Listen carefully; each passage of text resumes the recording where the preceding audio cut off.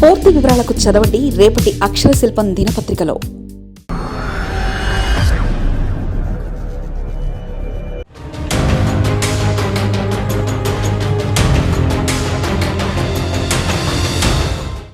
ఆదాని అంశం ఇక మర్చిపోవచ్చు.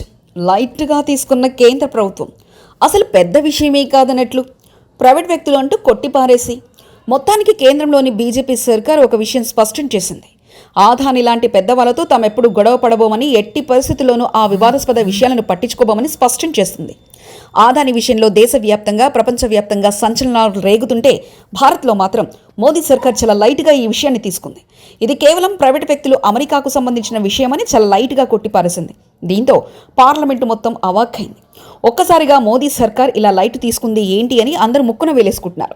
భారత్కు చెందిన, ముఖ్యంగా గుజరాత్కు చెందిన ప్రముఖ పారిశ్రామికవేత్త గౌతమ్ అదానీపై అమెరికాలో కేసులు నమోదైన విషయం తెలిసిందే. దీనిపై భారత్తో సహా ప్రపంచవ్యాప్తంగా అనేక దేశాల్లో చర్చ జరిగింది. అంతేకాదు, ఈ కేసులు ప్రూఫ్ అయితే అన్నేళ్లు జైలు పడుతుంది, ఇంత జరిమానా పడుతుందన్నట్లు విశ్లేషణలు కూడా వచ్చాయి.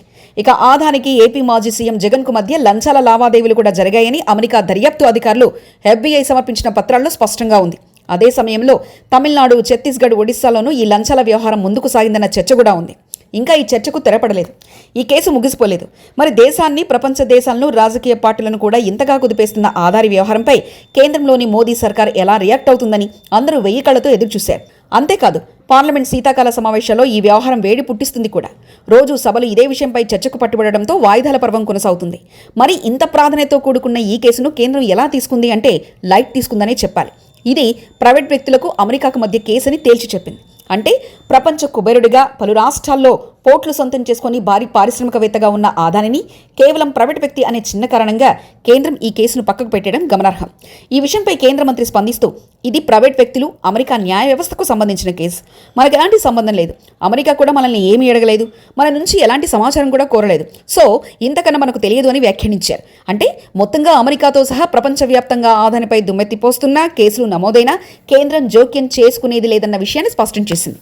అంతేకాదు, దేశంలో కాంగ్రెస్తో సహా విపక్షాలు చేస్తున్న ఆందోళనను కూడా పెద్దగా పరిగణలోకి తీసుకోవాల్సిన అవసరం లేదని కూడా కేంద్రం భావిస్తున్నట్లు స్పష్టమైంది. దీన్ని బట్టి అటు పార్లమెంట్లో అయినా, ఇటు బయట అయినా ప్రతిపక్షాలు యాగి చేసిన నాణాలు చేస్తాయి, ఆ తర్వాత అవే శాంతిస్తాయన్న ధోరణిలో కేంద్రం ఉండడం మరో విశేషం. మణిపూర్ అల్లర్లు, అక్కడ విషయంలోనూ కేంద్ర ప్రభుత్వం గత 2 ఏళ్లుగా మౌనంగా ఉన్న విషయం ఈ సందర్భంగా ప్రస్తావనార్హం. మరిన్ని కథనాల కోసం సబ్స్క్రైబ్ చేసుకోండి మీ అక్షర శిల్పం. పూర్తి వివరాలకు చదవండి రేపటి అక్షర శిల్పం దినపత్రికలో.